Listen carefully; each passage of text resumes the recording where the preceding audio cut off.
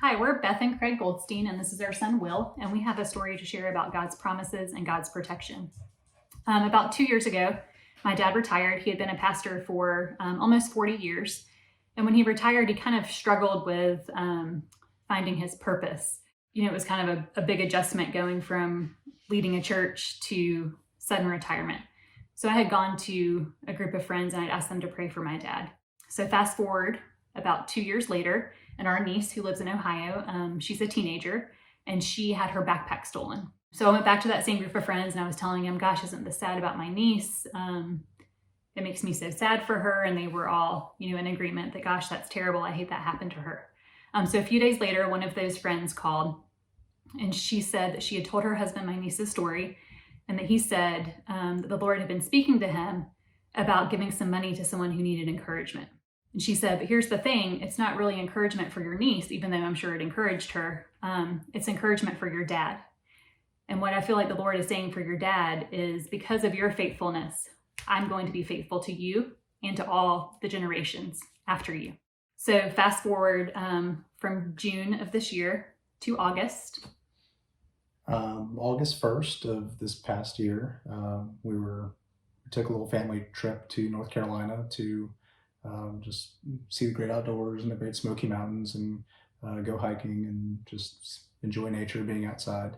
And we're wrapping up the day and walking back down the trail to our car, and we cross a bridge where a bunch of people were coming across with tubes, and Will, being the good kid he is, just took a small step back to let these people pass, and there was not a step to be taken.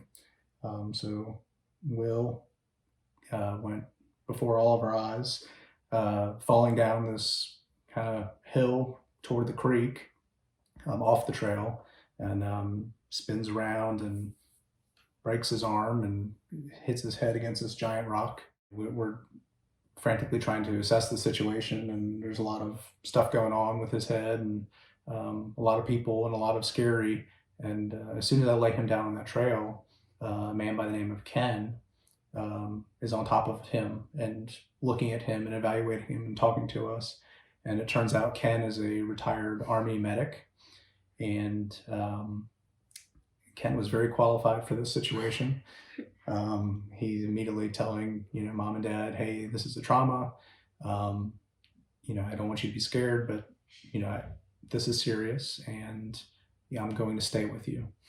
And he did. He was an angel.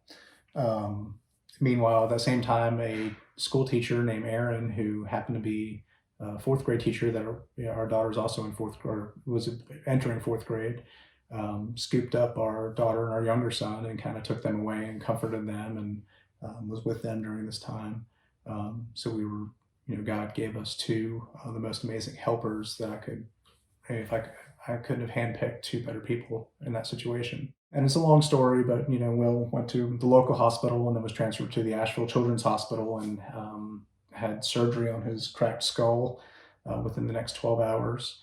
And it was a very trying time and a very scary time, and a lot of prayers. And, God was with us the entire time, from the moment he fell to the moment we picked him up on the trail, to the moment he was released from the hospital.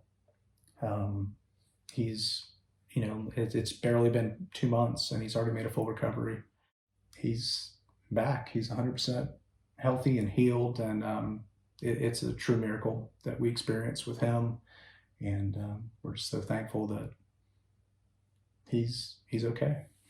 So immediately when the accident happened and I was kneeling on the trail next to him, it came flooding back to my mind, that promise that had been made through my friend to my dad.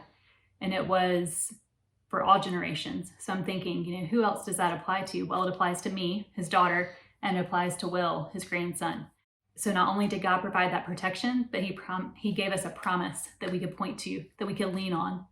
So I would just invite anyone who's here that finds themselves in a desperate situation to take God at his word. He's a promise keeper.